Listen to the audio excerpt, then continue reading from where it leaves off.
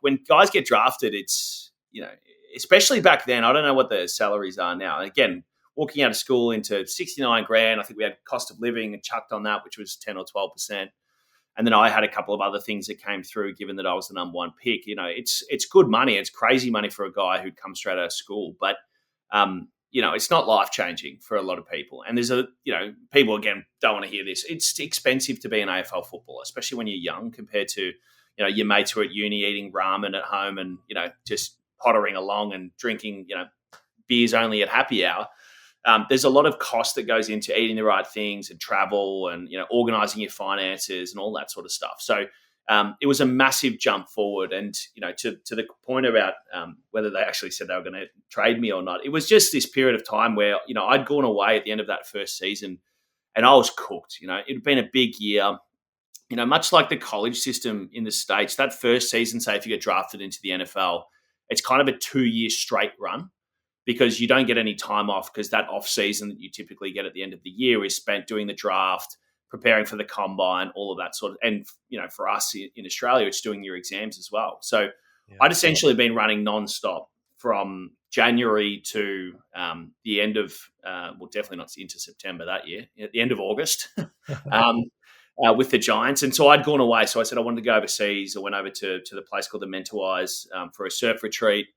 There's no reception, nothing. It was just get away. Thankfully, I signed power of attorney over to my manager before I left.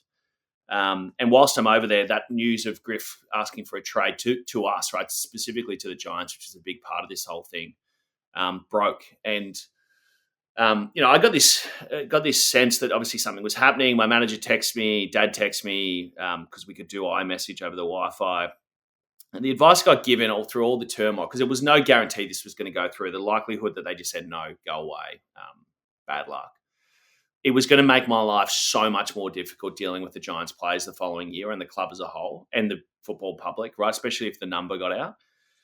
But Dad said to me something that always has stood out in my mind from a memory point of view, which was, for everything good that happened in his life, especially in business, it always happened when he was willing to take a risk. And he was willing to put something on the line and risk something to get something more than what he currently had. And I took that in as a 19-year-old and had a crack. And the next few days were hell on earth. Like the amount of people who were not happy with the number, because the 7-year, $7 million contract leaked at that stage, right in the midst of this whole thing.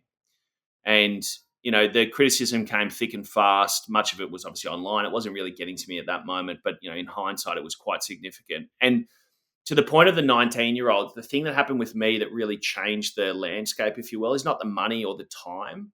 It's the fact that I was the first real high draft pick who said, you sign me for 2 years, I don't care, I'm going to leave anyway, and force my way out of the club. And that, for the football loyalists, the club media departments, even the AFL as a whole, is a real threat to their model of building players as part of these clubs and the superstars that drive membership, the superstars that drive viewership. I was doing the exact opposite. I was getting out of this new club who needed players like, hopefully I would end up have been to stay and to build something at the Giants. But obviously I had other ideas. You just watched one of the best stories from our full podcast. They come out Wednesdays on YouTube and wherever you listen to your podcasts. Get to it.